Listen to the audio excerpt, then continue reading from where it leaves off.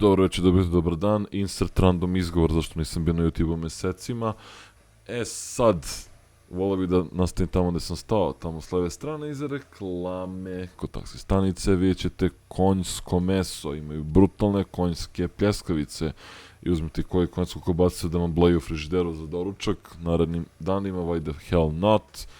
Nakon toga, pun gaz do banjice, ovo je inače snimano pre neki vikend, pravili smo pripremu za 1. maj da vidimo kako će to sve da izgleda. Neke sosove smo testirali, salate, šta ti ja znam, ono baš, bilo nam dosadno u suštini.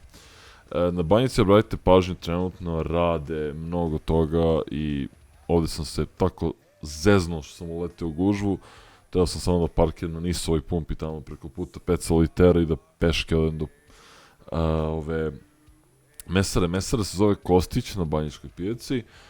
Imaju ćevape koje ćete vidjeti kao i konjsku pljeskavicu na snimku dalje, koji su skroz goveđi, imaju fazon 100 grama komad, to je aman ljudi, najveći ljudi koje sam vidio ćevapa kod nas.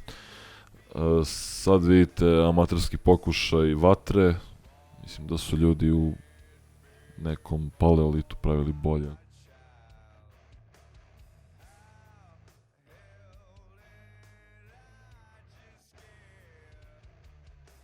Vidite kako su lepe. Masti skoro ništa. Soje 0. Čista energija. A i ne košta mnogo, boga mi. Desno vidite ove velike ćevape, jel te, za čoveka poput mene, tih gabarita, i iznad neki random maxi ćevapi, da vidite, duplo su veći, duplo bolji barem. Ovo je presečena konjska pljeđara, bre. I najnoviji sos u slow motionu koji treba da vam predstavim za koju epizodu, Senf Med i neka ljutina. To je to od mene, pozdrav.